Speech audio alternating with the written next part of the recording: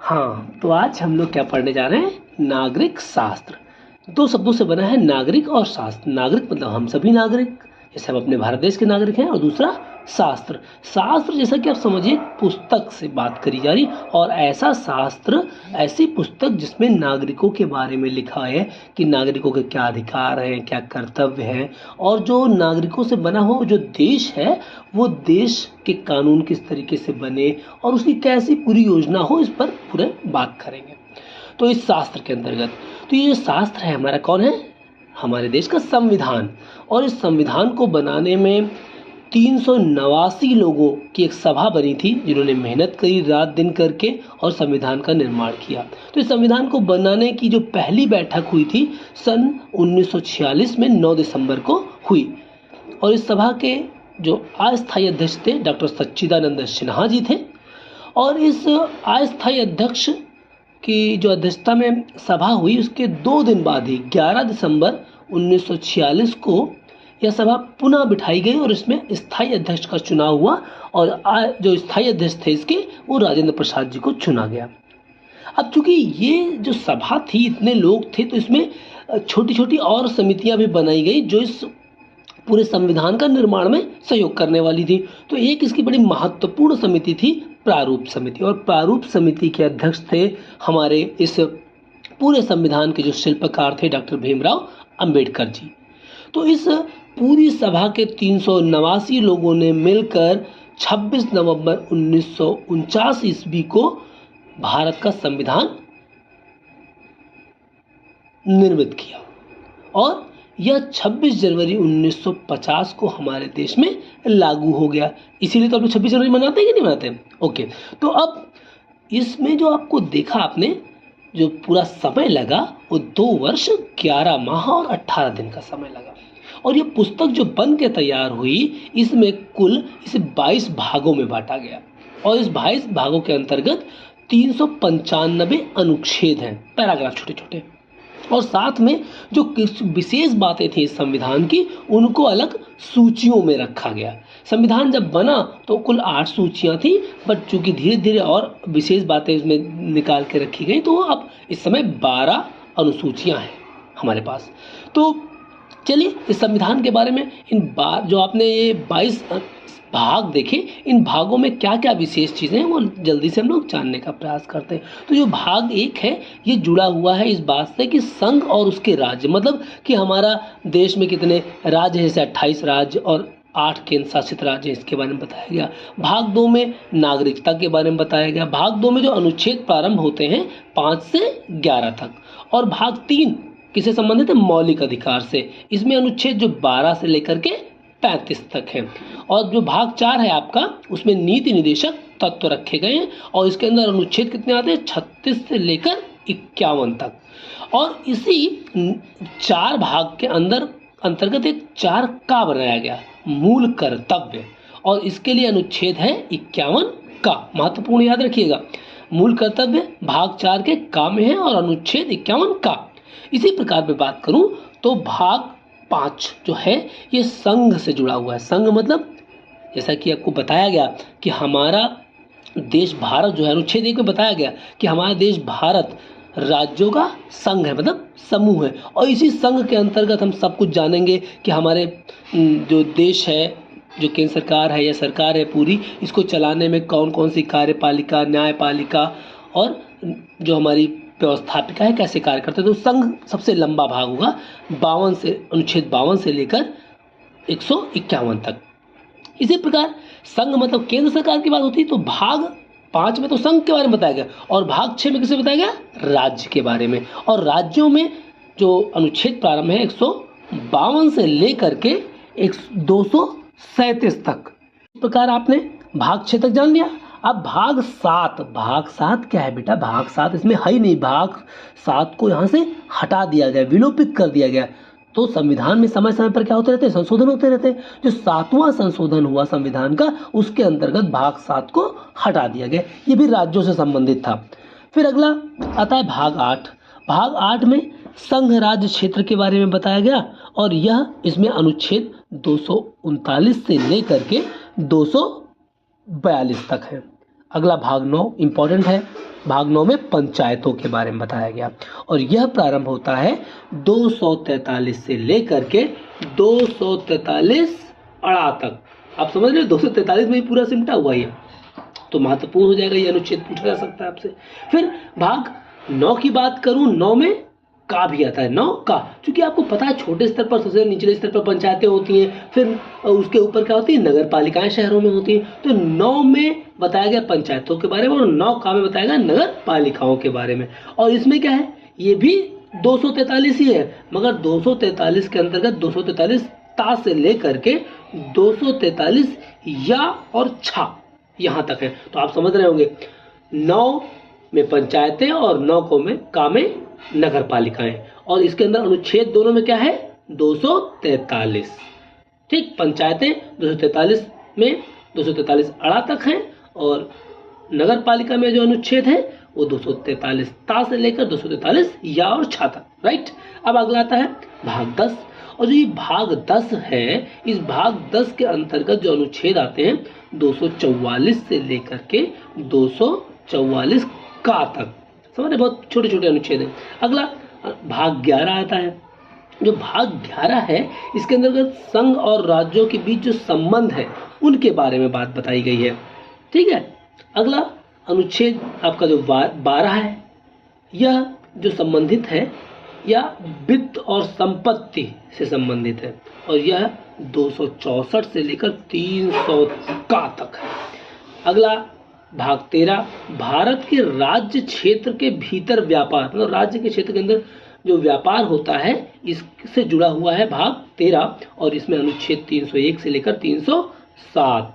ठीक है, अगला भाग 14 आते हैं। भाग 14 में संघ एवं राज्यों के अधीन सेवाओं के बारे में बात बताई गई है, 308 से लेकर 323 तक है। इसी प्रकार अगर हम भाग 15 की बात करें, बहुत महत्वपूर्ण है, इसके अंतर्गत निर्वाचन बताया गया है। भाग 15 में क्या है, निर्वाचन, और इसमें अनुच्छेद है 324 से लेकर के 329 तक। इसी प्रकार भाग 16 पे बात करें अगर आपसे, तो भाग 16 में कुछ वर्गों के बारे संबंध में बताया गया है और यह अनुच्छेद 330 से 342 के बीच है। अगला भाग बहुत महत्वपूर्ण है, भाग 17, इसमें राजभाषा के बारे में बताया गया है, इंपॉर्टेंट है राजभाषा, और यह अनुच्छेद 343 से लेकर 351 तक इसमें राजभाषा के बारे में बताया गया है। अगला अगर भाग 18 की बात आपसे करूं, तो ये आपात उपबंध, मतलब आपात समय में कैसे हमारा संविधान काम करेगा, इस पर बात करी गई और 352 से लेकर 360 तक है। इसी प्रकार भाग 19 की बात करूं तो इसमें प्रकीर्ण के बारे में बताया गया है और 361 से लेकर 367 तक अनुच्छेद इसके अंतर्गत आते हैं। अगली बात करूं भाग 20, बहुत बहुत बहुत महत्वपूर्ण, संविधान संशोधन। संविधान संशोधन किसके अंतर्गत आता है, भाग 20 के अंतर्गत आता है। और भाग 21 अस्थायी एवं संक्रमणकालीन और विशेष उपबंध जो किए गए हैं उसके बारे में बताया गया है, 368 से लेकर 392। संविधान संशोधन किस अनुच्छेद में बताया, 368, भाग 20, इंपॉर्टेंट है, याद रखिएगा।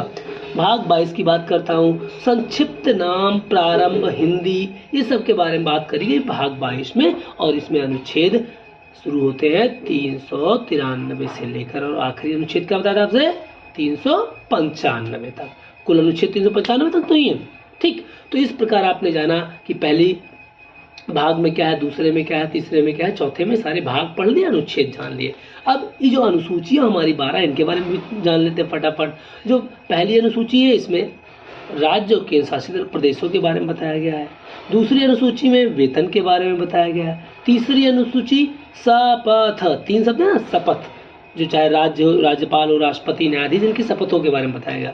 जो चौथी अनुसूची है इसमें अनुसूचित राज्यसभाओं एवं राज्यों के प्रतिनिधियों के बारे में बताया गया। 5वीं अनुसूची जो है बेटा वो अनुसूचित जनजातियों से जुड़ी हुई है। 6ठी अनुसूची में जो राज्य हैं, याद रखिएगा, असम, मेघालय, मिजोरम, त्रिपुरा और दार्जिलिंग, जो ये राज्य हैं इनके बारे में विशेष बातें करी गई हैं 6ठी अनुसूची में। 5 राज्य हैं ये। फिर 7वीं अनुसूची अति महत्वपूर्ण है क्योंकि इसके अंदर 3 अनुसूचियों के अंदर 3 सूचियां भी हैं, और सूचियों के अंदर क्या होते हैं, विषय होते हैं। तो इसमें तो 3 जो सूचियां हैं वो संघ सूची, राज्य सूची और समवर्ती सूची। जो संघ सूची होती है केंद्र सरकार कैसे कानून बनाए इन पर जो बातें बताती है, इसके संबंध में है और इसमें 99 विषय वर्तमान समय में है। राज्य सूची में ये राज्यों से जुड़ी हुई सूची है और इसमें 61 विषय वर्तमान समय में है, पहले 66 हुआ करते थे। समवर्ती सूची, यह सूची दोनों केंद्र और राज्य दोनों से जुड़ी है और इसमें इस समय वर्तमान में 52 विषय हैं। 8वीं अनुसूची के बारे में अगर बात करूं तो भाषाओं के बारे में उल्लेख किया गया, किसमें? 8वीं अनुसूची में, कि 14 भाषाएं थी, मगर इस समय वर्तमान में कितनी भाषाएं हो गई हैं? 22 भाषाएं हो गई हैं, राइट। 9वीं अनुसूची में प्रथम संविधान संशोधन अधिनियम द्वारा इसको जोड़ा गया। 9वीं अनुसूची में किससे जोड़ा गया? 9वीं अनुसूची प्रथम संविधान संशोधन से जोड़ी गई थी। 10वीं अनुसूची दल बदल कानून, दल बदल कानून आपका अनुच्छेदों में भी है, मगर चूंकि ये विशेष चीज है तो उसको 10वीं अनुसूची में भी जोड़ दिया गया, राइट। इसी प्रकार 11वीं अनुसूची में पंचायत की शक्तियों के बारे में बताया गया और जो ये पंचायत की शक्तियां अलग से जोड़ी गई, ये 73वें संविधान संशोधन के अंतर्गत जोड़ी गई, राइट। अगली अंतिम अनुसूची है 12वीं अनुसूची, यह शहरी और स्थानीय स्वशासन से संबंधित है। तो आपने सारी बातें जान ली, भाग जान लिए, उसके अंदर 395 अनुच्छेद के बारे में हल्की हल्की मोटी मोटी बात पढ़ ली और उसके बाद आपने अनुसूचियां जान ली। तो अब शुरुआत करते हैं एकदम शुरू से संविधान की, और शुरुआत होती है संविधान की उसकी प्रस्तावना से, जिसे हम लोग क्या कहते हैं? संविधान की आत्मा। और जो ये प्रस्तावना है, जो संविधान की आत्मा है, 42वें संविधान संशोधन द्वारा इसमें कुछ शब्द जोड़े गए, समाजवादी शब्द, निरपेक्ष शब्द और अखंड शब्द। ये जो 3 शब्द जोड़े गए, ये 42वें संविधान संशोधन के द्वारा जोड़े गए। समाजवादी का मतलब है कि सभी लोग कैसे हों? एक इकोनॉमिक स्तर के बन जाएं, है ना, एक ही सबका लेवल हो लगभग। पंथ निरपेक्ष मतलब किसी भी विशेष पंथ को हमारा देश नहीं मानता। अखंडता में हम लोग रहते हैं, मतलब हम लोग बंटवारे में विश्वास नहीं रखते। और यहाँ पर कई और शब्द हैं, जैसे प्रभु संपन्न, मतलब हम अपने सारे अधिकार लेने में स्वयं सक्षम है, किसी दूसरे देश की इंटरफेरेंस की जरूरत नहीं है। इसी प्रकार लोकतंत्रात्मक की अगर हम बात करें तो हमारा जो देश चलता है वो जनता द्वारा और जनता के द्वारा बनाए गए नियम और जनता के लिए ही होते हैं, तो हम लोकतंत्रात्मक हैं, ठीक है। और गणराज्य की अगर बात करें तो हमारा यहाँ ये नहीं है कि राजा का बेटा राजा बनेगा, निर्वाचित होता है। यहाँ पर जो भी सदस्य होता है, जो देश को चलाता है, वो निर्वाचित होता है, तो इसीलिए से हम गणराज्य बोलते हैं। और हम पंथ और धर्म निरपेक्ष हैं, कोई किसी धर्म को नहीं मानते। समाजवाद मैंने आपसे बताया कि क्या होता है? अगर आर्थिक रूप से सभी लोगों में समानता आए, इसको हम समाजवाद के अंतर्गत लेते हैं। अब हम पूरा डिटेल में चीज़ों को जानना शुरू करते हैं, जैसा कि भाग 1 में आपसे मैंने बताया था, जिसमें 1 से लेकर 4 अनुच्छेद थे, इसमें संघ और राज्यों के बारे में बताया गया था। इसी प्रकार जो भाग 2 था, इसमें अनुच्छेद 5 से लेकर 11 तक नागरिकता के बारे में आपसे बताया गया था। और भाग 3 बहुत महत्वपूर्ण बताया था आपने, मूल अधिकार होते हैं, और इसमें 12 अनुच्छेद से लेकर 35 अनुच्छेद होते हैं तक ये बातें इसमें बताई गई। बट मूल अधिकार हमारे हैं कितने? मूल अधिकार हमारे 6 हैं। और इन मूल अधिकारों में ये भाग 3 है, इस भाग 3 को भारत का मैग्ना कार्टा की संज्ञा भी दी गई। मैग्ना कार्टा में एक विशेष शब्द जो होते हैं, जो राजा द्वारा शब्द दिया, रानी द्वारा दिए जाते थे, उन शब्दों को मैग्ना कार्टा कहा जाता था। बट हमारे संविधान में मैग्ना कार्टा किसको गया? भाग 3 को। तो हमारे जो ये अधिकार है मूल, ये पहला अधिकार है क्या? समता का अधिकार, मतलब सभी को समानता दी है। स्वतंत्रता का अधिकार, सभी को अपना विचार रखने की, शांतिपूर्ण ढंग से सम्मेलन करने की स्वतंत्रता है, कहीं पर आने जाने की, सब बसने की, रहने की सब स्वतंत्रता है, ठीक है। और जो ये स्वतंत्रता का अधिकार है, ये 19 अनुच्छेद से 22 अनुच्छेद तक का है, और समता का अधिकार आपका 14 से 18 है। इसी प्रकार जो अनुच्छेद 20 है, इसके अंतर्गत जो अपराधों और दोष सिद्धि के संबंध में है, जब हम लोग का अधिकार कौन कौन से हैं, इस पर बात बताई गई है। इसी प्रकार अगर मैं बात करूं भाग 21 बड़ा महत्वपूर्ण बन जाता है। 21 का ये शिक्षा का अधिकार है, बहुत ही महत्वपूर्ण, और ये 86वें संविधान संशोधन के द्वारा जोड़ा गया 2002 में। इसके अंतर्गत ये 2009 में निःशुल्क एवं अनिवार्य बाल शिक्षा के अधिकार के अंतर्गत ये आ गया हमारे बीच में, ठीक है। किसमें? अनुच्छेद 21 का, राइट। अगली बात करें, और ये स्वतंत्रता का अधिकार के अंतर्गत ही आता है। अगला है भाग आपका, जो भाग 3 के अंदर जो हम पढ़ रहे हैं, मूल अधिकार में तीसरा अधिकार है शोषण के विरुद्ध अधिकार। ये शुरू होता है अनुच्छेद 23 से लेकर अनुच्छेद 24 तक, वो 2 ही अनुच्छेद है इसमें, ठीक है। इसके अंतर्गत ये बताया गया भाई कि 14 वर्ष से कम बच्चों को आप क्या उनसे बेगार नहीं करा सकते, उनसे बलात् उनसे कार्य नहीं करा सकते, उनको आप उनसे कारखानों में कार्य नहीं करा सकते, ये सारी चीज़ें इसमें हैं। अगला है 14, हमने बताया धर्म की स्वतंत्रता। हमारे देश में सभी को अपना अपना धर्म मानने की स्वतंत्रता है, किसी के ऊपर कोई बाध्यता नहीं है। यह आता है आपके अनुच्छेद 25 से 28 के बीच। अगला है संस्कृति एवं शिक्षा का अधिकार। ये अनुच्छेद आपके 29 और 30 दो है, ठीक। अगला लास्ट बहुत अति महत्वपूर्ण है जो अनुच्छेद 32 के अंतर्गत आता है, आपका छठा मूल अधिकार, संविधान उपचारों का अधिकार। उपचार करने की बात किसकी बात हो रही है? संविधान के उपचार की। और ये अनुच्छेद 32 से 35 के अंतर्गत आता है। मतलब अगर आपके मौलिक अधिकार जो है इनका अगर हनन हो रहा है तो आप सीधे कहाँ जा सकते हैं? उच्चतम न्यायालय और सर्वोच्च न्यायालय में गुहार लगा सकते हैं। मतलब कोई भी आपके अधिकारों का हनन नहीं कर सकता। इसकी विशेष व्यवस्था करी गई थी, इसीलिए हमारे जो शिल्पकार संविधान के डॉक्टर भीमराव अंबेडकर जी हैं, उन्होंने अनुच्छेद 32 को ही संविधान की आत्मा कहा है। देखिए, दो चीजें हो गई। सामान्य रूप से संविधान की आत्मा प्रस्तावना को कहते हैं, मगर डॉक्टर भीमराव अंबेडकर जी ने अनुच्छेद 32 को क्या कहा है? संविधान की आत्मा। तो इस प्रकार हमने भाग 3 खत्म कर लिया। भाग 1 में संघ एवं राज्य, भाग 2 में नागरिकता, भाग 3 में आपके मूल अधिकार हो गए। मूल अधिकार 6 हो गए और इसे मैग्ना कार्टा कहते हैं। अनुच्छेद 32 में आपसे बता दिया कि ये क्या है? आपका संविधान की आत्मा है। और आपका इसी में बताया था हमने, स्वतंत्रता के अंदर 21 का में क्या चीज जोड़ा गया? शिक्षा का अधिकार। 86वें संविधान संशोधन के द्वारा जो आपका अधिकार बना, कौन सा? निःशुल्क एवं अनिवार्य बाल शिक्षा 2009, जिसे हम RTE भी बोलते हैं, राइट टू एजुकेशन। अब आते हैं भाग 4 की तरफ। भाग 4 में अगर मैं बात करूं तो भाग 4 में क्या है? राज्य के नीति निदेशक तत्व। मतलब ये जो आपके पहली बात बताते हैं कि ये अनुच्छेद 36 से लेकर 51 तक है। और बेटा नीति निदेशक तत्व मतलब नीतियां कैसे, नीति मतलब कि नियम कानून जो बनाए जाते हैं उनमें किन नीतियों का, किन अच्छे बातों का ध्यान रखा जाए जिससे क्या हो, कोई भी आहत ना हो। तो कहा गया कि जो नीति निर्देशक तत्व हैं इनमें हम सुझाव दे सकते हैं। मतलब ये संविधान ने सुझाव दिया है, मगर ये माने या ना माने ये राज्य के ऊपर वो है, पूरी तरीके से सुरक्षित है। इसके लिए आप मुकदमा नहीं कर सकते। जैसे मूल अधिकार अगर आपका हनन हो रहा है तो आप क्या कर सकते हो? मुकदमा कर सकते हो। मगर नीति निर्देशक तो नहीं मानता है राज्य, तो कोई बात नहीं, मगर एक सुझाव के तौर पर दिए गए हैं, ठीक। और ये अनुच्छेद आपके 36 से प्रारंभ होकर अनुच्छेद 51 तक है। इसमें कुछ कुछ बातें बताई गई भाई कि दुर्बल वर्ग की शिक्षा पर ध्यान दीजिए, छोटे बच्चों की पोषाहार पर, कृषि, पशुपालन और जो राष्ट्रीय हमारे स्मारक है, स्थान है, इनका संरक्षण रखिए। और जो हमारी कार्यपालिका, न्यायपालिका है, इनको पृथक पृथक अधिकार दीजिए। अंतर्राष्ट्रीय शांति का, तो आप जब कानून बना रहे तो ये मोटी मोटी बातें को ध्यान में आप रखिए। फिर इसी के अंतर्गत आपका आता है क्या? 4 का में मूल कर्तव्य। 3 में क्या था? 3 का में आपके भाग 3 में कौन था? मूल अधिकार। और 4 में आपने पढ़ा क्या? नीति निर्देशक तत्व। और इसी के 4 का में आपके क्या है? ये मूल कर्तव्य। और जो मूल कर्तव्य जोड़े गए हैं ये 86वें जो संविधान संशोधन हुआ था उसके द्वारा ये जोड़े गए 2002 में। अब हमारे मूल कर्तव्य हैं कितने? 11। पहले 10 हुआ करता था, एक वही जो शिक्षा का अधिकार जुड़ा वही इसमें भी जुड़ गया करके।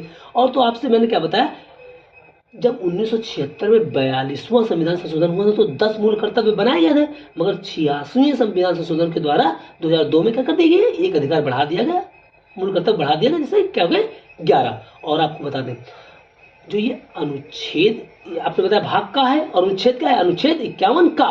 तो जो अनुच्छेद 51 का में भारतीयों की नागरिकों के लिए जो सरदार स्वर्ण सिंह समिति बनाई गई, उसी के द्वारा ये मूल कर्तव्य जुड़े। कौन सी समिति?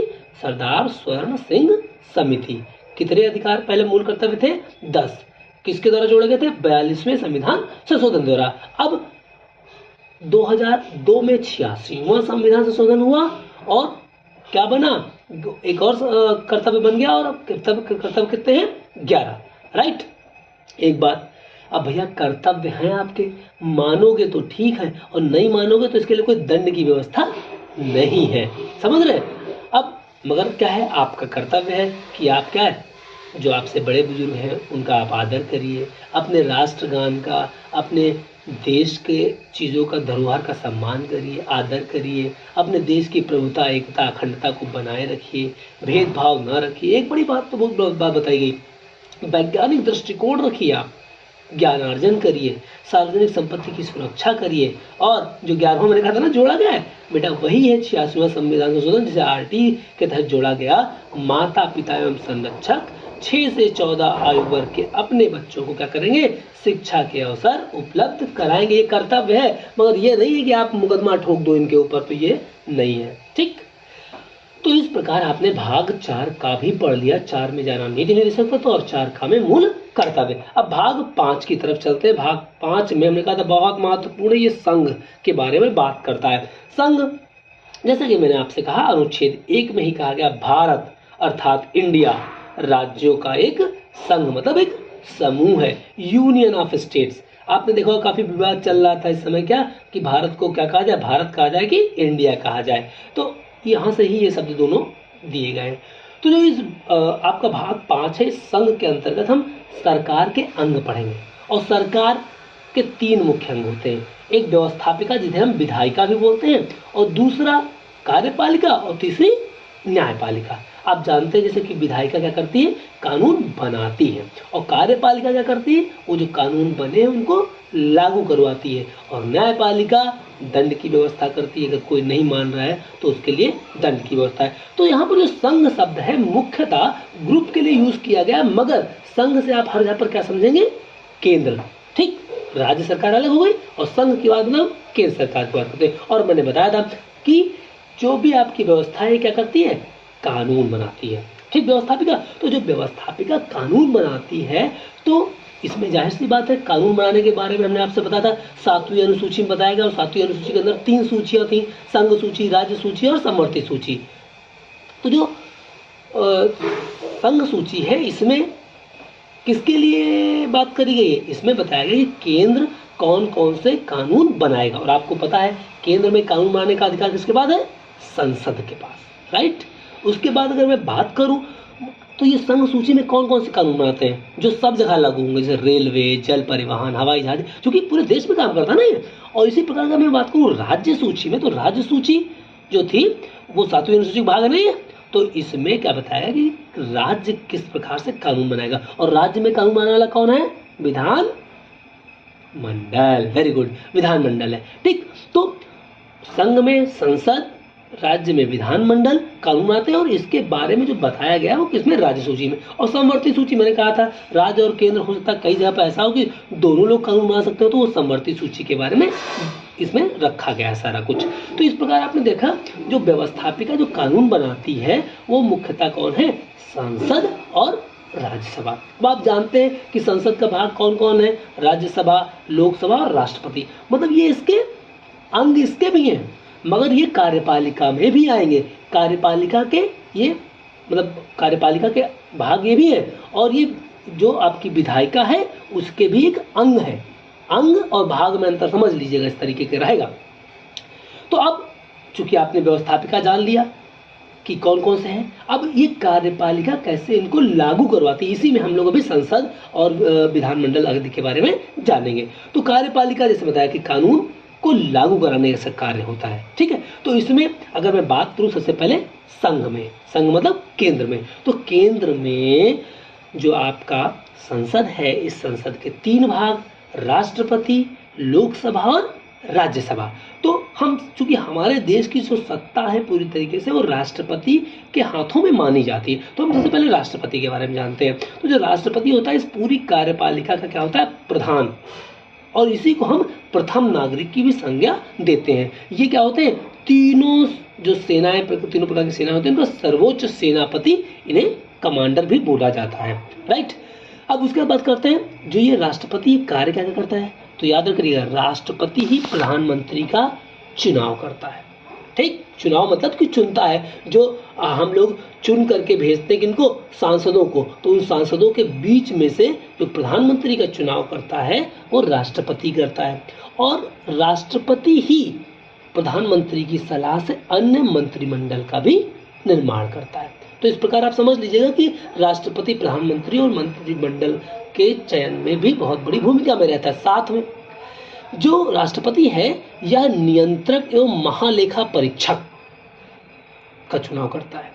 अगला, निर्वाचन आयोग के जो मुख्य निर्वाचन आयुक्त हैं या अन्य आयोग जितने भी हैं उनके आयुक्तों का जो चुनाव होता है वो राष्ट्रपति ही करता है। आयुक्त राज्यों के जो राज्यपाल होते हैं उनका चुनाव, सर्वोच्च न्यायालय और उच्च न्यायालय के न्यायाधीशों का चुनाव कौन? राष्ट्रपति। बहुत पूछा जाता है।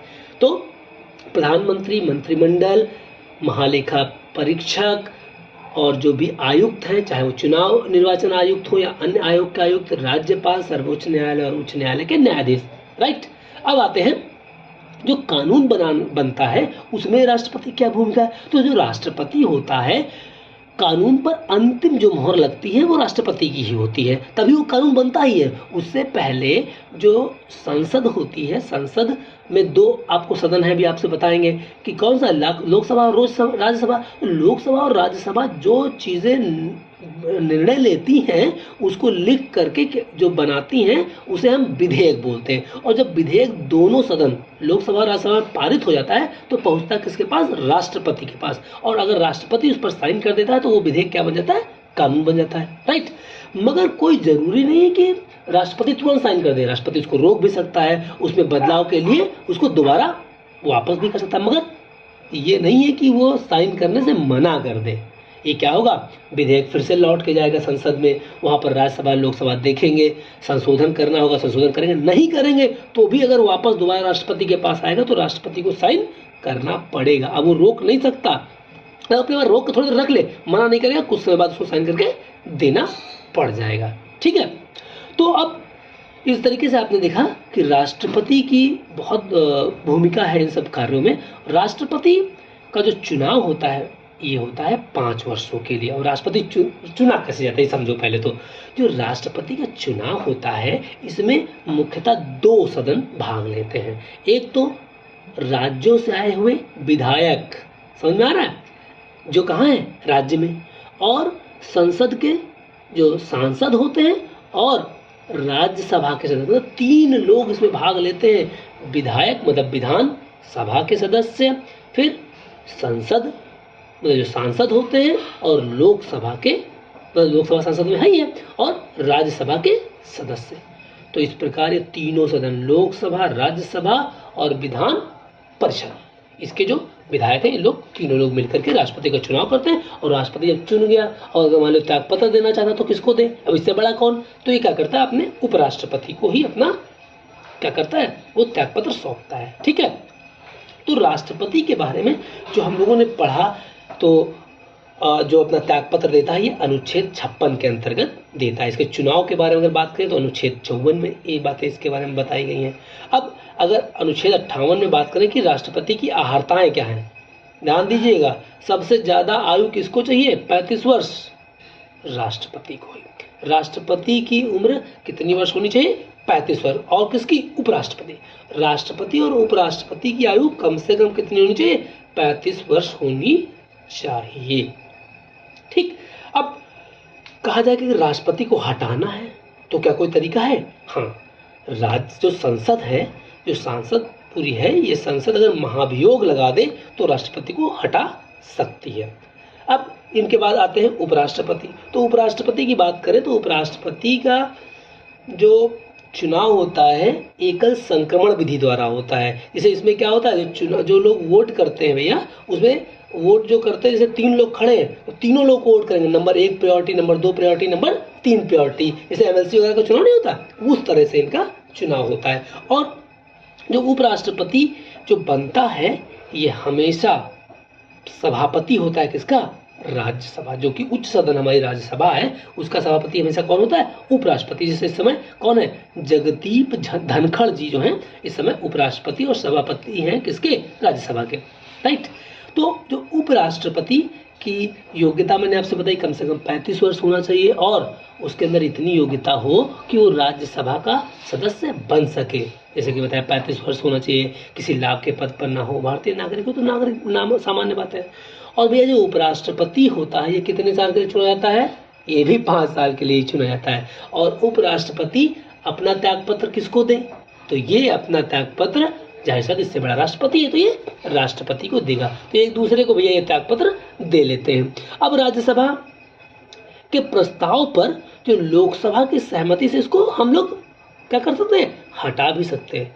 जो आपकी राज्यसभा है ये प्रस्ताव पारित करे और लोकसभा की उसमें सहमति हो तो क्या हो सकता है, उपराष्ट्रपति को भी हम हटा सकते हैं। राष्ट्रपति मृत्युदंड को माफ कर सकता है मगर उपराष्ट्रपति के पास ये अधिकार नहीं है। तो आपने सबसे ऊपर जाना कौन, राष्ट्रपति उपराष्ट्रपति के बारे में जान लिया। दोनों की उम्र कितनी, 35 साल। दोनों को 5 वर्ष के लिए चुना जाता है। राष्ट्रपति को चुनता कौन है, विधायक चुनते हैं, सांसद चुनते हैं और राज्यसभा के सदस्य चुनते हैं। और आपसे क्या कहा कि जो उपराष्ट्रपति को कौन चुनता है, एकल संक्रमण विधि द्वारा चुनाव होता है और ये राज्यसभा के सदस्य चुनते हैं। और ये क्या होता है, सभापति होता है किसका, राज्यसभा का। राइट, अगली बात आते हैं। अगली बात अगर आपसे बात करूं मैं तो प्रधानमंत्री इसके बाद आता है। मगर हमारा जो भारतीय संविधान है इसमें बेटा प्रधानमंत्री के अधिकार बहुत ज़्यादा होते हैं। राष्ट्रपति की सलाह से ही काम करता है माना जाता है मगर अधिकार अधिक किसके पास, इसी के पास होते हैं। और ये क्या होता है, ये लोकसभा का बहुमत प्राप्त सदस्य होता है और सभी की स्वेच्छा से राष्ट्रपति इनको चुनते हैं। और उसके बाद में मैंने बताया था मंत्रियों के बारे में भी प्रधानमंत्री की सहायता से राष्ट्रपति क्या करता है, इनका चुनाव कर देता है। और एक और बड़ा इंपॉर्टेंट पद है भारत का महान्यायवादी। भारत का जो महान्यायवादी होता है भारत सरकार का प्रथम विधि अधिकारी होता है। विधि मतलब कानून का। और इसकी नियुक्ति भी कौन करता है, मैं बताया था पहले ही आपसे कि राष्ट्रपति चुनता है। ओके, तो इस प्रकार आपने एक आउटर स्ट्रक्चर समझा, जिसे मैंने बताया कि जो संघ होता है मतलब केंद्र, उसमें क्या होती है, कानून बनाने होती है संसद। और संसद के 3 भाग, राज्यसभा, राष्ट्रपति और लोकसभा। इसमें जो 2 सदन है राज्यसभा और लोकसभा, तो जो राज्यसभा होती है इसे उच्च सदन बोलते हैं और लोकसभा को हम निम्न सदन या जनता का सदन बोलते हैं। क्योंकि लोकसभा में क्या होता है, लोकसभा के जो चुन के आते हैं उन्हें हम सांसद बोलते हैं और ये जनता के द्वारा चुने जाते हैं। इनकी संख्या जो है वो 552 से अधिक नहीं हो सकती है। इसी प्रकार राज्यसभा में बात करूं तो अधिकतम सदस्य कितने हैं, 250। राइट, और इसमें 250 से अधिक हो नहीं सकते और इसे उच्च सदन बोलते हैं क्योंकि इसमें जनता डायरेक्ट रूप से क्या है, अपना वोट नहीं करती। इसके द्वारा चुने गए सदस्य ही इसको चुनते हैं। तो समझिए जो राज्यसभा जिसने बताया कि 250 अधिकतम सदस्य हो सकते हैं, उसमें 12 सदस्यों को राष्ट्रपति मनोनीत करता है और 238 जो अधिकतम हो सकते हैं वो राज्यों और केंद्र शासित राज्यों से प्रतिनिधि चुनकर आते हैं। राइट, अगली बात करें जो लोकसभा, जो निम्न सदन जनता का सदन है, इसमें अधिकतम कितने हो सकते हैं, 552। अब इस 552 में से जो 2 थे पहले वो एंग्लो इंडियन हुआ करते थे। अब उन एंग्लो इंडियन को चुनने का तरीका खत्म कर दिया है क्योंकि एंग्लो इंडियन अब हमारे देश में उतने रह नहीं गए। तो अब एक तरीके से मान के चलिए कि 550 की ही संख्या रह गई है। अब इसमें से 530 जो होते हैं वो राज्यों से चुनकर आते हैं, कौन, सांसद, और 20 कहाँ से चुन के आते हैं, संघ राज्यों से चुनकर आते हैं जनता के द्वारा। राइट, अब आगे आते हैं जरा सा विशेष रूप में आपको थोड़ा सा राज्यसभा के बारे में और थोड़ा डिटेल में बात करते हैं। तो जो राज्यसभा मैंने बताया ये अनुच्छेद 80 के अंतर्गत पूरा राज्यसभा के बारे में बताया गया है और राज्यसभा में अधिकतम संख्या कितनी बनी थी, 250। इसमें से राज्यसभा में वर्तमान में 245 सदस्य हैं और जिसमें से आपसे कहता था राष्ट्रपति कितने चुनता है, 12 उनको मनोनीत करता है। शेष सदस्य जो बचे हुए हैं उनको चुनाव क्या होता है, कैसे, राज्यों तथा केंद्र शासित प्रदेशों में जो विधानसभा के निर्वाचित सदस्य हैं जिन्हें आप क्या बोलते हो, विधायक, ये लोग चुन करके भेजते। कितने को, 200, कितने बचे, 250 में से 250 में से हमने बताया कि 245 है, जिसमें से 12 चुनता है राष्ट्रपति और जितने बचते हैं वो चुनाव होकर के आते हैं। ठीक है, और भैया राज्यसभा का जो सदस्य होगा उसको न्यूनतम आयु कितनी होनी चाहिए, 30 वर्ष।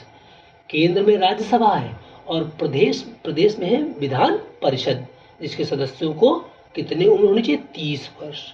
और एक महत्वपूर्ण भी बात बताई थी, राज्यसभा क्या होता है, उच्च सदन होता है।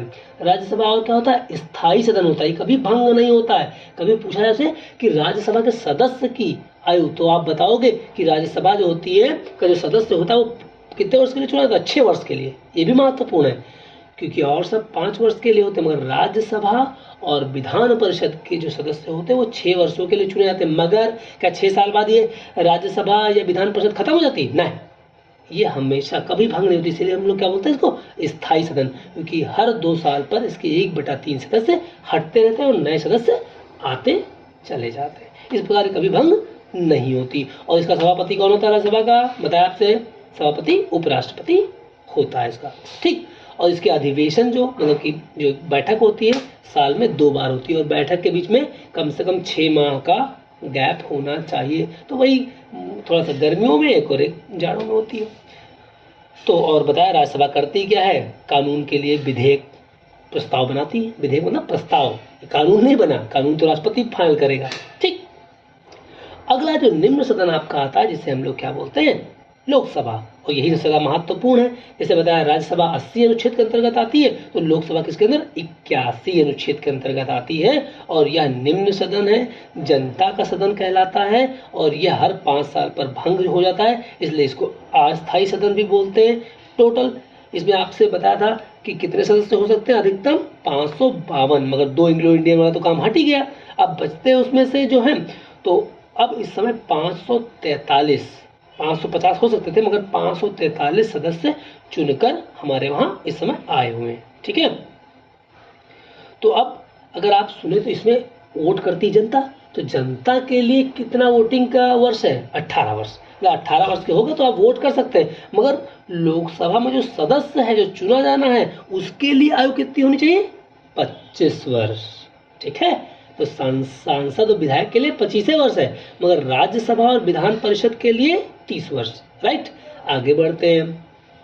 तो जो लोकसभा है इसका कार्यकाल मैंने बताया 5 वर्ष के लिए होता है, और किसकी सलाह से चलता है? प्रधानमंत्री और राष्ट्रपति की सलाह से ही चलता है। और ये भी क्या बनाता है? कानून बनाता है, कानून बनाने के लिए प्रस्ताव बनाता है। और लोकसभा में क्या होते हैं? अध्यक्ष और उपाध्यक्ष जो बदलते रहते हैं। ये नहीं है कि वो पदेन क्या वहाँ रख दिया, जैसे राज्यसभा में पदेन कौन है? उपराष्ट्रपति है, मगर यहाँ पर बदलते रहते हैं और यहाँ इनका चुनाव होता है बीच बीच में। और दोनों सदनों के संयुक्त रूप से जब इनका चुनाव किया जाता है तो एक अध्यक्ष होते हैं और एक उपाध्यक्ष होते हैं। इस समय जो अध्यक्ष हैं ओम बिरला जी हैं, ठीक। किसके? लोकसभा के अध्यक्ष। अब मान लीजिए कभी ऐसी स्थिति आए राज्यसभा और लोकसभा दोनों की संयुक्त बैठक हो, तो उसमें किस अध्यक्ष की बात मानी जाएगी? राष्ट्रपति राज्यसभा का अध्यक्ष है और लोकसभा का कौन है? एक सामान्य अध्यक्ष है, मगर मानी किसकी जाएगी? लोकसभा अध्यक्ष की। क्योंकि यहाँ पर ज़्यादा ताकतवर कौन है? आपकी लोकसभा, क्योंकि लोकसभा किसने चुनी है? जनता ने चुनी है, राइट। तो यहाँ तक की बात हम लोगों ने कर ली। अब जो ये विधेयक, ये जो प्रस्ताव कानून के लिए जाते हैं वो कई तरह के होते हैं। कुछ सरकारी विधेयक होते हैं, कुछ साधारण विधेयक होते हैं। जो साधारण विधेयक होते हैं वो लोकसभा और राज्यसभा किसी में भी आप पेश कर सकते हो, मगर जो सरकारी विधेयक होगा वो कोई ना कोई मंत्री ही पेश करेगा, ठीक। और जो गैर सरकारी होंगे उनको कोई भी सदस्य क्या कर सकता है? कोई भी सदस्य, कोई भी विधायक उसको क्या कर सकता है? प्रस्ताव रख सकता है। और एक होता है धन विधेयक। जो धन विधेयक है हमेशा भैया लोकसभा में, राज्यसभा में नहीं, लोकसभा में ही प्रस्तुत किए जाएंगे, क्योंकि जो ताकतवर सदन कौन सा है? लोकसभा ही है। तो आपने लोकसभा, राज्यसभा, राष्ट्रपति के बारे में जाने, सब कहाँ थे? केंद्र में, राइट। अब इसी प्रकार हर प्रदेश में भी व्यवस्था तो होती है ना, जो किसमें बताया गया? राज्य सूची में, है ना। तो जैसे हम उदाहरण लेते हैं किसका? उत्तर प्रदेश का। तो उत्तर प्रदेश में जैसे वहाँ पर केंद्र में संसद थी, वैसे हमारे वहाँ प्रदेश में क्या होती? विधान मंडल। और जैसे वहाँ पर 3 भाग थे, विधानसभा, फिर वहाँ पर था क्या? संसद, राज्यसभा, लोकसभा और राष्ट्रपति, 3 लोग थे। तो यहाँ पर है कौन? राज्यपाल, विधानसभा और विधान परिषद। विधानसभा में विधायक होते हैं, ये 5 साल के लिए होती है, ये अस्थायी होती है। जैसे वहाँ पर राज्यसभा थी वैसे यहाँ क्या है? विधान परिषद। और विधान परिषद कितने साल के लिए, कितने साल के लिए वहाँ चुने जाते हैं? 6 साल के लिए, और कभी भी समाप्त नहीं होती। ये भी क्या है? उच्च सदन है, स्थायी सदन है, ठीक। तो लगभग वैसा ही स्ट्रक्चर यहाँ पर भी है। तो अब चलते हैं, जानते हैं पहले। मगर एक बात और बता दूँ, अगर राज्य जो है ये सभी राज्यों में ये 3 भाग नहीं होते। राज्यसभा और विधानसभा तो हर राज्य में है, मगर जो विधान परिषद है वो केवल देश के 6 राज्यों में ही है, सब जगह पर ये नहीं है। तो हमारे चूंकि प्रदेश में है, उत्तर प्रदेश में, तो इसमें कितने सदस्य हैं? 100 सदस्य। ठीक, इस 100 में से 38 सदस्य विधानसभा द्वारा और 36 सदस्य स्थानीय संस्थाओं द्वारा और 8 शिक्षक और 8 स्नातक के एमएलसी होते हैं। तो इस तरह ये 90 हो गए और 10 सदस्यों को राज्यपाल मनोनीत करता है। ठीक, मगर अब क्या हुआ, 2020 से व्यवस्था हटा दी गई। ये मनोनीत करते थे ना 10 लोगों को, ये कहानी हट चुकी है। तो बस क्या हो गए, 38 कहाँ से आएंगे? विधानसभा के, और 36 स्थानीय संस्थाओं द्वारा, और 8 शिक्षक एमएलसी होंगे और 8 स्नातक एमएलसी। ठीक, इस प्रकार 100 सदस्य हो जाएंगे। मैंने जैसे बताया था कि राज्यसभा के लिए न्यूनतम आयु कितनी? 30 वर्ष। वैसे ही प्रदेश में क्या होती है? विधान परिषद, इसके लिए भी कितनी? 30। और जैसे वहाँ पर 6 वर्षों के लिए होती थी चुनाव, यहाँ पर भी 6 वर्षों के लिए। ये कभी भी विधान परिषद कभी समाप्त नहीं होती, हर 2 साल पर क्या होता है, 1/3 सदस्य हटते रहते हैं। ठीक, समझ में आ गई बात। अब आगे आते हैं विधानसभा के बारे में। ठीक, तो जो विधान परिषद है यही महत्वपूर्ण है, ये जनता का सदन है, इसमें जनता ही चुनती है। किसको चुनती है? विधायक को, जिसको आप लोग क्या बोलते हो? MLA, member of legislative assembly. ठीक है, तो ये जो MLA होते हैं ये हमारे उत्तर प्रदेश में कितने हैं? 403। कितने हैं? 403। और इनके लिए अधिकतम आयु कितनी चाहिए? 25 वर्ष। अधिकतम क्या, न्यूनतम 25 वर्ष का होना चाहिए, वरना वो चुनाव नहीं लड़ पाएगा। भैया वही 5 वर्षों के लिए चुना जाता है। राइट, इतनी बातें समझ में आ गई होंगी। अब चूंकि राज्य हो, केंद्र समझा आपने, राज्य समझा, तो उसके बाद क्या, उसके बाद आती है आपका प्रदेश के बाद जिले आते हैं। तो जिलों में जैसे कि आप जानते हो कि जिलों में 2 चीज़ होती है, एक तो नगर पालिका अध्यक्ष होते हैं शहरी में, है ना, और जो महानगर है उनमें कौन होते हैं? महापौर। और इसी प्रकार जो आपके ग्रामीण इलाकों को देखते हैं उसके जिस जनपद पर कौन होते हैं? जिला पंचायत अध्यक्ष होते हैं। ठीक, तो मतलब ये 3 भाग में जनपद से हम लोग चलते हैं। उसके बाद जब हम ब्लॉक स्तर पर पहुंचते हैं तो वहाँ ब्लॉक प्रमुख होते हैं। उसके नीचे अगर हम बात करें तो जो आपकी ग्राम पंचायतें होती हैं वहाँ पर प्रधान होते हैं, और नगर पंचायतें होती हैं वहाँ पर क्या होते हैं? वहाँ पर मेयर चुने जाते हैं। जैसे कि बात करें छोटे छोटे कस्बे जो होते हैं। तो इस प्रकार जो ये पूरी की पूरी जो व्यवस्था है वो विकर्णित है, मतलब कि फैली हुई व्यवस्था। ये नहीं कि पंचायत या गांव में समस्या होगी तो वो केंद्र सरकार देखेगी, वो उसके समाधान स्वयं चुने कौन? आप गांव पंचायत, क्षेत्र पंचायत, नगर पंचायत, जिला पंचायत, नगर पालिका, ये सब लोग काम कर रहे हैं। ठीक है, और जो नगर पंचायत होती है भाई, नगर जो ग्राम पंचायत में जो प्रधान वगैरह लड़ते हैं, इनके लिए आयु कितनी है? 21 वर्ष। धीरे धीरे कम होती जा रही है। 21 वर्ष की अगर आयु है तो आप प्रधान का चुनाव लड़ सकते हैं। तो इतनी पूरी बातें आपको बता दी। जैसे कि उत्तर प्रदेश में बात करें तो 17 नगर निगम है, जैसे लखनऊ नगर निगम में आता है, और 200 नगर पालिकाएं से 12 अंक की नगर पालिका है। और बात करें तो 517 नगर पंचायतें हैं, जैसे सिद्धौर, जैतपुर, इस तरह जो है ये सब क्या है? ये आपकी नगर पंचायतें हैं। तो मोटा मोटी आपने पूरे सिस्टम को समझ लिया है। और मैं बता दूं, ये नगर पंचायत जो चुनी जाती है, नगर पंचायत होती है, वो कितने बनती है? लगभग 5000 की जो 5000 से 1 लाख तक की जो जनसंख्या होती है उसमें नगर पंचायत बनती है। और अगर 1 लाख से 5 लाख तक की जनसंख्या है तो नगर पालिका बन जाती है। और नगर निगम बनता है 5 लाख से अधिक की जो जनसंख्या होती है तो वहाँ पर नगर निगम का चुनाव होता है, इसे महापौर कहते हैं। ठीक है, तो इसमें आपने 2 सदन तो पढ़ दिए भाई, विधान परिषद और विधानसभा। मगर इसमें तो राज्यपाल रहेगा, जैसे वहाँ राष्ट्रपति था। तो राष्ट्रपति के स्थान पर यहाँ पर राज्य में क्या होता है? राज्यपाल होता है। और राज्यपाल का चुनाव मैंने बताया था राष्ट्रपति करता है। तो राष्ट्रपति को जो अधिकार केंद्र में है वही अधिकार लगभग राज्यपाल को प्रदेश में होते हैं। तो राज्यपाल क्या करता है? राज्यपाल चुनाव मतलब नियुक्त करता है। किसको किसको? लोक सेवा आयोग, जिनसे जो परीक्षाएं नहीं होती, लोक सेवा आयोग का अध्यक्ष को चुनता है। राज्य के जो महाधिवक्ता हैं और राज्यों के जो विश्वविद्यालय हैं इनके कुलपतियों को चुनता है। और जो जनता, जो जिला के न्यायालय होते हैं उनके न्यायाधीशों को भी यही राज्यपाल चुनता है।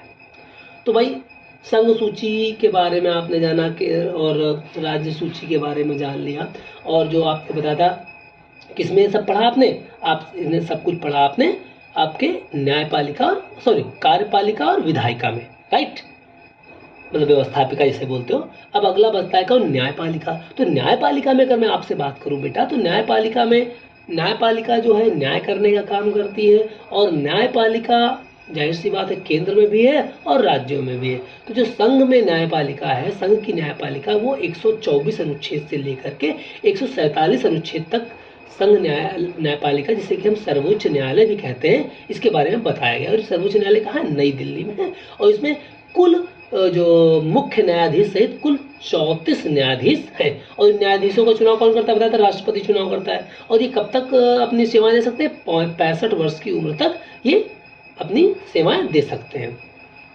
अगर इनको हटाना हुआ तो कौन हटा सकता है, राष्ट्रपति ही हटा सकता है, ठीक। मगर एक बात ये भी समझ लीजिए कि अगर संसद जो सबसे बड़ी अधिकार मानी जाती है, अगर ये कहीं किसी भी तरीके से असंवैधानिक कार्य करती है या मूल अधिकारों का हनन करती है, तो इसको रद्द करने का, संसद को रद्द करने का अधिकार किसके पास है, सर्वोच्च न्यायालय के पास में ही है। तो सर्वोच्च न्यायालय भी बहुत बड़ी ताकत है, ठीक है। और जो उसके बाद आती है उच्च न्यायालय। उच्च न्यायालय कहाँ होती है, राज्य स्तर पर होती है। राज्य की जो सबसे बड़ी न्यायालय होती है उसे उच्च न्यायालय बोलते हैं। हमारे उत्तर प्रदेश में अगर बात करें तो उच्च न्यायालय हमारी कहाँ है, लखनऊ में एक खंडपीठ है, और कहाँ है, प्रयागराज में है, इलाहाबाद, ठीक। और इसका जो न्यायाधीश होता है वो 62 वर्ष की आयु तक कार्य कर सकता है। और हमारे प्रदेश में कुल देश में 25 उच्च न्यायालय हैं, ठीक बेटा। तो इतनी बातें आप लोग समझ गए होंगे। अब अगली बात मैं अगर आपसे करूं तो ये जो उच्च न्यायालय और सर्वोच्च न्यायालय है, चूंकि ये कम मात्रा में है, तो सब सारे मुकदमे यहाँ पहुंचेंगे तो बहुत भीड़ हो जाएगी। तो इसलिए छोटे छोटे और न्यायालय बनाए गए, जैसे कि जिला न्यायालय, हर जिले पर एक एक न्यायालय। मैंने आपसे बताया था कि जिला न्यायालय का जो न्यायाधीश होता है जो कौन चुनता है, राज्यपाल चुनता है, ठीक है। और ये इसी के साथ साथ में जिले पर लोक अदालत होती हैं, द्विपक्ष में कोई दिक्कत हो गई तो उनको बैठा के समझौता करा देती है। परिवार न्यायालय से विवाह हुआ में संबंध में कोई दिक्कत हुई तो उनको बिठा के समझाया गया, अगर मान गए तो मान गए, वरना वहीं से समाधान उनका कर दिया था। इस तरह उपभोक्ता अदालत होती है। जो उपभोक्ता अदालत होती है बेटा, उपभोक्ता अदालत में क्या होता है, उपभोक्ता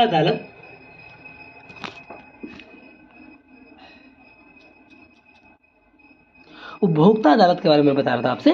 तो उपभोक्ता अदालत, अगर आप कहीं से कुछ सामान खरीदते हो, किसी दुकानदार या कंपनी से कुछ विवाद होता है, तो भी आप क्या कर सकते हो, इस उपभोक्ता अदालत में इसका समाधान ले सकते हो। जनहित याचिका भी एक है जिसको PLI बोलते हैं, PIL, नॉट PLI, PIL, ठीक है, जनहित याचिका हम लोग दायर कर सकते हैं।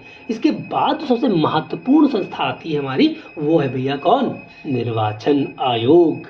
और निर्वाचन आयोग के बारे में जैसे मैंने बताया था, भाग 15 बताया गया निर्वाचन के बारे में, और अनुच्छेद है 324 से लेकर 329 तक। और चुनाव ये क्या करती है, जो निष्पक्ष चुनाव हो इसके लिए यही जिम्मेवार संस्था होती है। चुनाव की प्रक्रिया में दो चीजें होती हैं, एक तो अधिसूचना जारी होती है, और एक उसको बोलते हैं एक और चीज लग जाती है उसमें, कुछ चुनाव से कुछ समय पहले ही, तो जो चुनाव की सूचना जारी होती है उसे बोलते हैं अधिसूचना जारी करना। तो अधिसूचना कौन जारी करता है, राष्ट्रपति जारी करता है। और राज्यों में कौन करता है, राज्यपाल जारी करता है सूचना कि कब कब चुनाव होने हैं। मगर जो आचार संहिता की बात मैं अभी से कर रहा था ना आपसे, तो चुनाव से पहले की जो आचार संहिता लगती है, इस पर इसके बाद ये जो चुनाव आयोग होता है पूरे अधिकार में आता है। सारे अधिकार किसके पास, इसी के पास सुरक्षित होते हैं। जब हम वोट डालने जाते हैं तो आपने देखा होगा, इसमें वोट डालने में आप लोग नहीं जानते होंगे, आपको बता दें, हमारे पास ये भी अधिकार है कि अगर हम किसी को वोट नहीं देना चाहते हैं तो हम एक बटन होता है उसमें नोटा, NOTA, नोटा होता है नन ऑफ द एबव, मतलब ऊपर से जो ऊपर है जितने भी हमारे चुनाव लड़ रहे लोग हैं उनमें से किसी को वोट देना नहीं चाहते हैं, राइट। तो चुनाव आयोग भी आपने जान लिया है। अब बात आती है भाग 18 में, आपात काल में अगर कोई दिक्कतें होती हैं तो उस समय क्या होगा, उस समय जो सारे अधिकार होते हैं वो राष्ट्रपति के पास आ जाते हैं। समझ रहे हैं, आपके जो पैसा आपकी बैंकों में है वो भी सब शासन का होता है, आपको कुछ नहीं रह जाता है। तो तीन चीजें होती हैं, राष्ट्रीय आपात, जो होगा उस जैसे युद्ध हो गया, आक्रमण हो गया, या राष्ट्रपति शासन लगा दिया जाता है, राज्यों में असंवैधानिक तंत्र विफल हो जाएगा, संविधान ने जो तंत्र बनाया अगर विफल हुआ तो किसका शासन लग जाएगा, राष्ट्रपति का। इसी तरह बताया हमने वित्तीय आपात। तो आप ध्यान दीजिएगा, जो राष्ट्रीय आपात लगता है वो 352 अनुच्छेद, कौन सा अनुच्छेद, 352, और राष्ट्रपति शासन कब किसके अनुच्छेद के अंतर्गत लगता है, 356, 352 356 हो गया, और 360 के अंतर्गत वित्तीय आपात लगता है, और इस समय सब राष्ट्रपति के हाथों में होता है, राइट।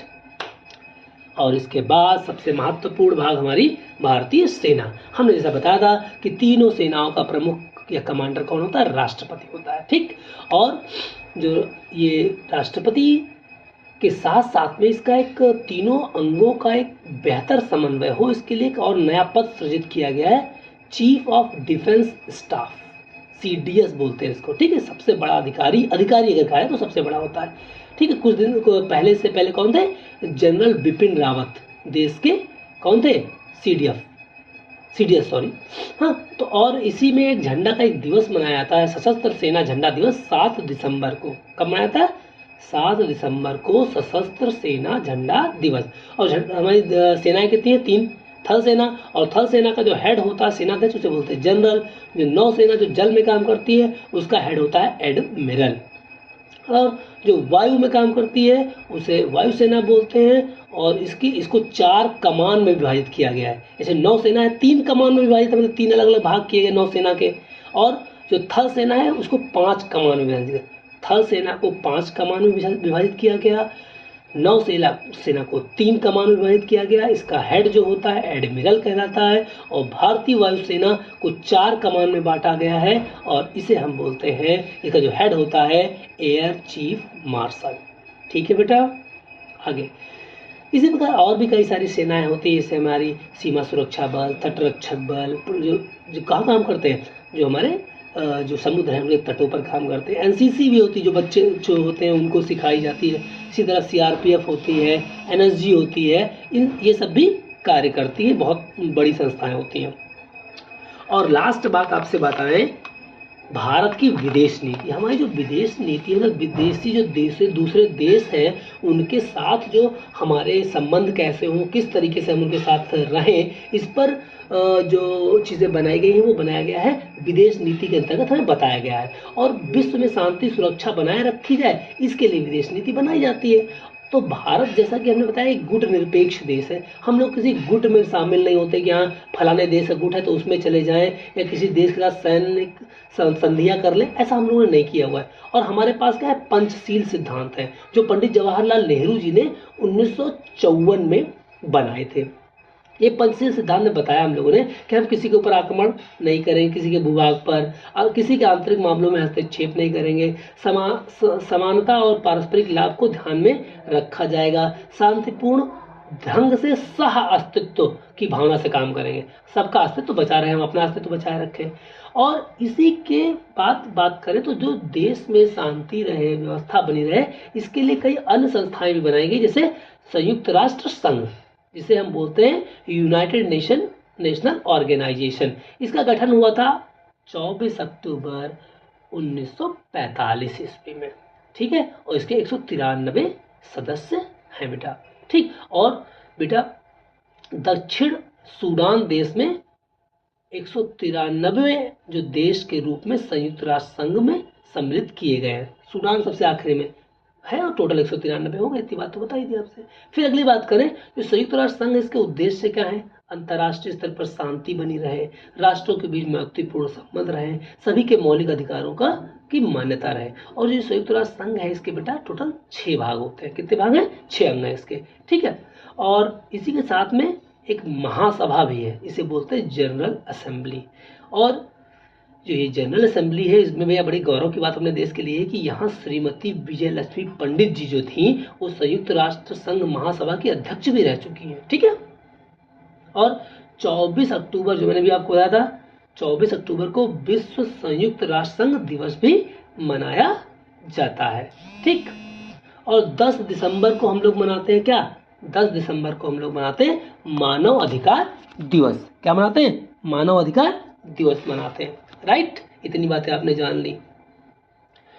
अब अगली बात आती है, कुछ सुरक्षा एजेंसियां भी हमारे वहाँ हैं। जैसे सुरक्षा एजेंसियों में मैं बात करूं अगर, तो सुरक्षा एजेंसियों में सुरक्षा परिषद है। इसके कुल सदस्य कितने हैं? 15 हैं। और इसका मुख्यालय सुरक्षा परिषद का कहाँ है बेटा? न्यूयॉर्क। कहाँ है? न्यूयॉर्क। और इसी तरह अंतर्राष्ट्रीय स्तर पर मैं बात करूं तो अंतर्राष्ट्रीय न्यायालय कहाँ है? हेग। हेग नगर में है और ये कहाँ है? नीदरलैंड में है। और इसमें कितने न्यायाधीश हैं? 15 न्यायाधीश हैं। राइट। अब अगली इसी क्रम में जो अंतर्राष्ट्रीय स्तर पर शांति के लिए जो बना है उसे हम लोग क्या बोलते हैं? उसके अंतर्गत 8 और संस्थाएं बनाई गई हैं। UNESCO, UNEP, UNICEF. यूनिसेफ के साथ साथ में अगर मैं आपसे और बातें करूं बेटा, तो IMF, ILO, ITU और WHO, ये 3 बड़ी महत्वपूर्ण है बेटा। यूनेस्को, यूनिसेफ और WHO। तो यूनेस्को है United Nation of Education and Scientific and Cultural organisation.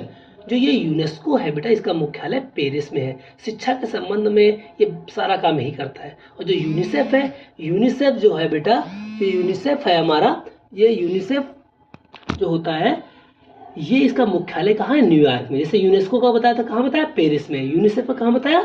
New York में। और जो यूनिसेफ है ये बच्चों के ऊपर विशेष कार्य करता है। और जो WHO है ये स्वास्थ्य पर काम करता है। WHO का मुख्यालय कहाँ? जेनेवा। फिर से तीनों को ध्यान दे दीजिए।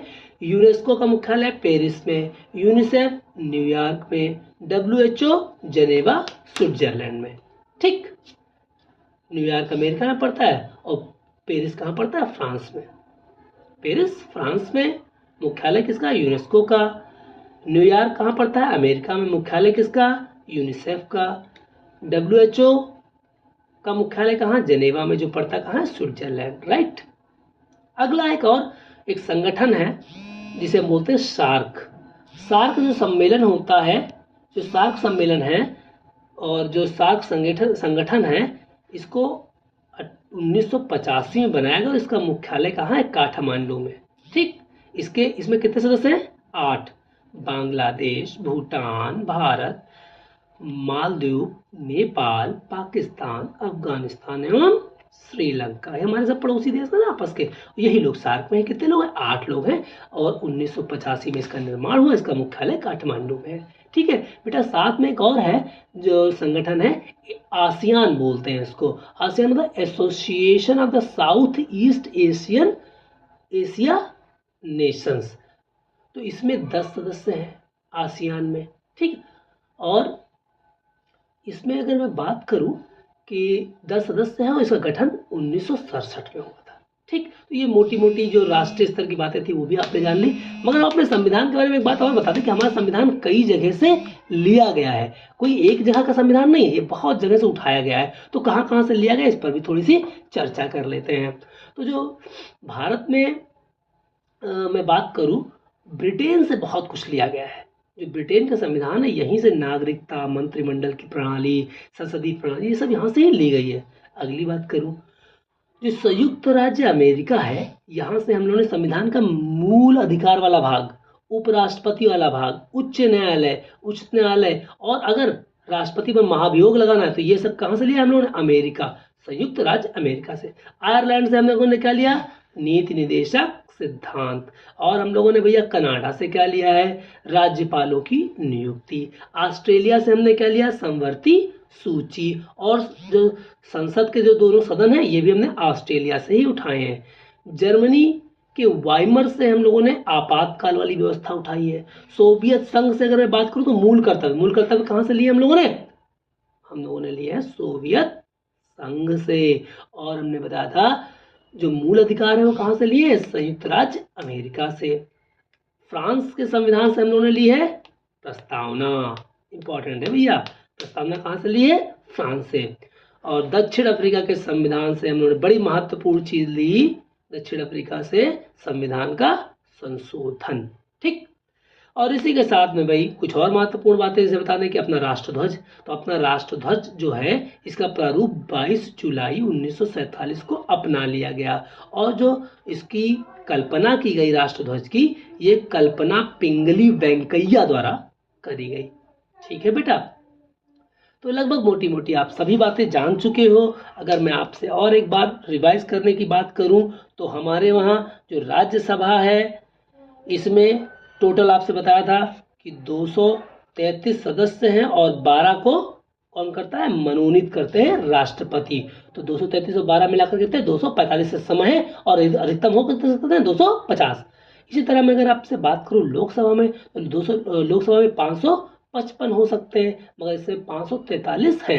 जो 552 की संख्या थी उसमें से 2 एंग्लो इंडियन को हटा दिया गया, 550 बचे, जिसमें से 530 तो राज्यों से आते हैं, 20 केंद्र शासित राज्यों से आते हैं। तो मिला के कितने होते हैं, 550 होते हैं। मगर 550 में से इस समय है कितने, 550 में से इस समय केवल कितने हैं, केवल है हमारे पास 543। ठीक। उत्तर प्रदेश की बड़ी महत्वपूर्ण भूमिका होती है संघ में, जो व्यवस्था बनती है प्रधानमंत्री की, राष्ट्रपति की, तो उसमें बेटा जो उत्तर प्रदेश है, उत्तर प्रदेश में से राज्यसभा जो केंद्र की है उसमें 31 सदस्य जाते हैं और लोकसभा में सांसद कितने जाते हैं, 80। कितने, 80। और आपको पता है कि विधायक कितने होते हैं, 403, वो तो हमारे राज्य में ही रहते हैं। ठीक है बेटा।